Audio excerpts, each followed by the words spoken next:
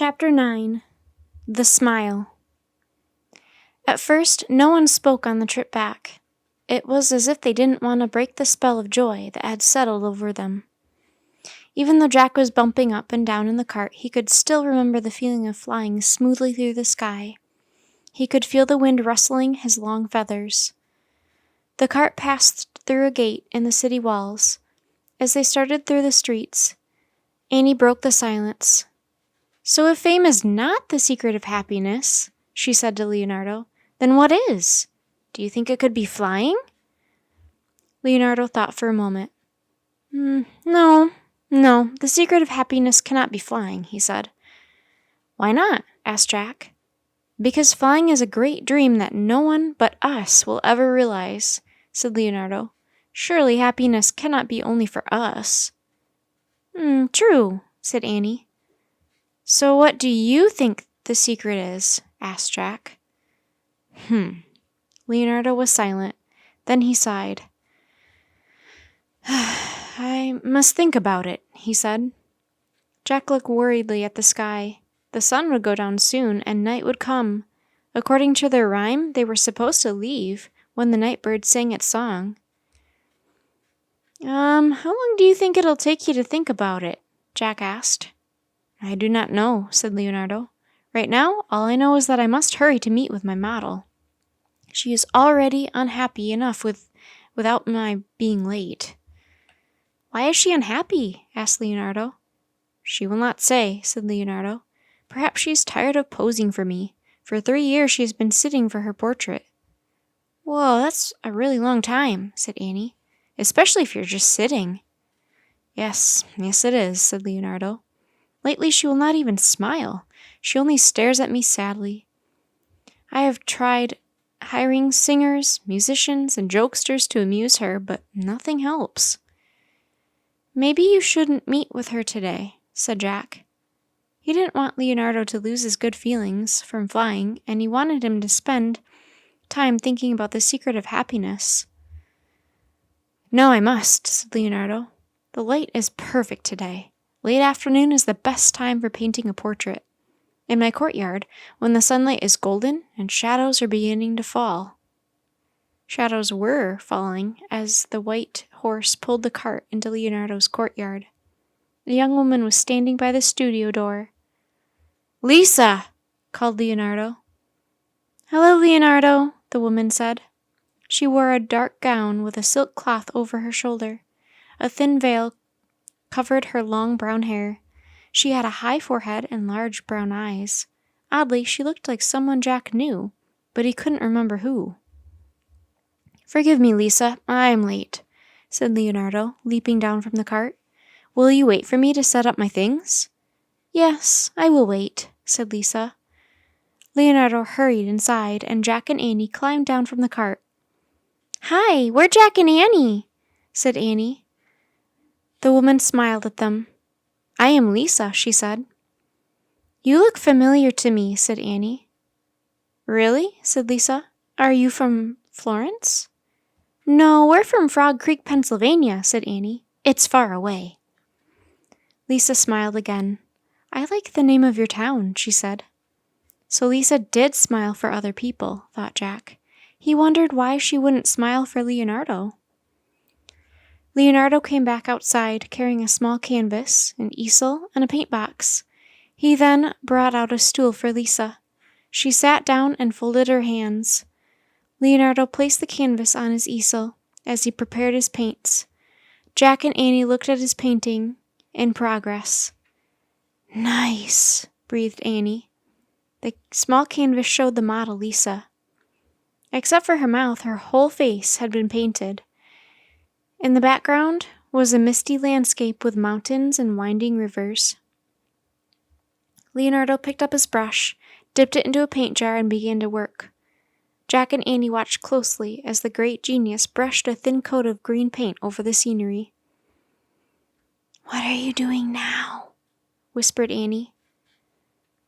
"I paint many very thin coats over the background," murmured Leonardo. "This casts a soft green light over everything, so it all blends together like smoke, and you cannot tell light from shadow." How'd you figure that out? Asked Annie. I mean, you're always coming up with new ways to do things. How do you do that? I ask questions, said Leonardo. All the time I ask questions. How can I paint the light? How can I capture the shadows? How can I do this? How can I do that?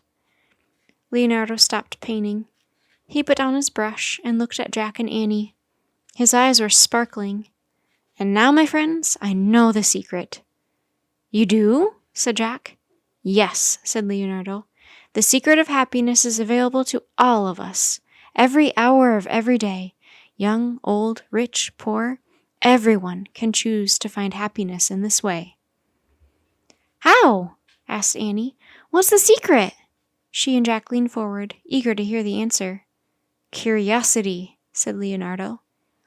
Curiosity? Repeated Jack. He had curiosity. He had lots of it.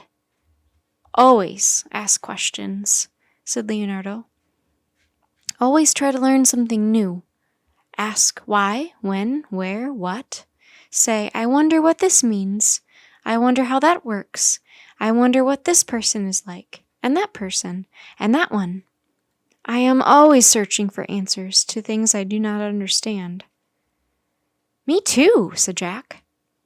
And so I look forward to each new day, each spring and summer and fall and winter, and all the months and years ahead, because there is so much to discover, said Leonardo.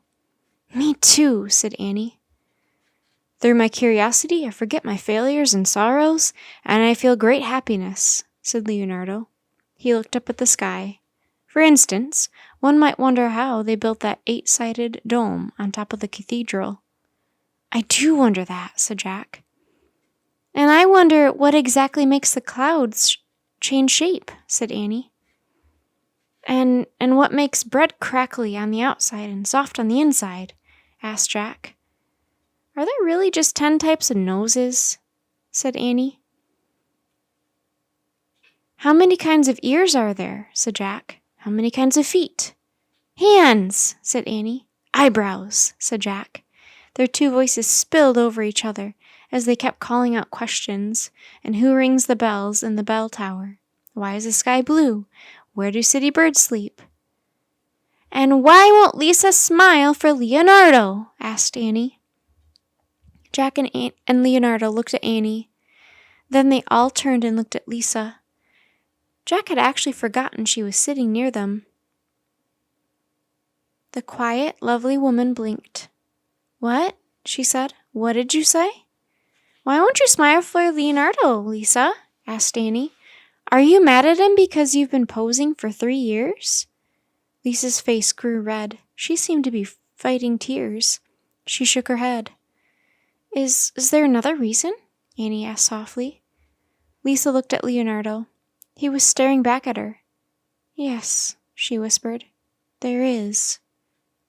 What is it? Annie asked. I am afraid to smile, said Lisa. She kept staring at Leonardo, though she was talking to Annie. If I smile, Leonardo will paint my smile, and he will be done with me.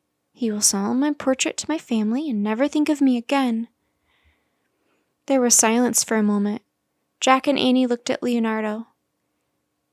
Annie, said Leonardo finally, staring at Lisa, tell Lisa that if she will smile, I will finish her portrait, but tell her that I will not sell it to her family. I will carry it with me wherever I go for the rest of my life, and I will never forget her. Lisa, Leonardo says that, started Annie. But Lisa stopped her. I heard, she said, softly. Then she smiled. It was a faint smile, but a mysterious and beautiful one. Her face glowed in the golden light of late afternoon. Ah, gasped Leonardo. Keep that smile, he said. He kept staring at Lisa as he dipped his paintbrush into a jar. Please keep that smile, Mona Lisa. Mona Lisa? Jack had heard that name before. Lisa kept smiling. Leonardo painted. Hey, listen, Annie said to Jack. Jack listened. He heard a bird whistling and trilling. A plain brown bird was singing from the rooftop above the courtyard. That looks like the bird you let out of the cage, said Jack. It is him, whispered Annie. He's a nightingale, said Leonardo, keeping his eyes on Lisa. A beautiful singer, yes? Annie smiled at Jack. Time to go, she said. Remember Morgan's rhyme. Help the genius till the night bird sings its song. Right, said Jack, sighing. Goodbye, Leonardo. Leonardo didn't seem to hear him. Goodbye, Lisa, said Annie. Lisa turned her eyes to look at Jack and Annie. Bye, she whispered. Then Leonardo turned and looked at them too. Yes, goodbye, my friends, he said. Come again soon, please. You have been a great help to me today. You helped us too, said Annie. Leonardo bowed to them. Then he turned back to his work. He painted Lisa's smile as the nightingale sang on. The bird's song grew louder and louder until it seemed to fill the Florence night.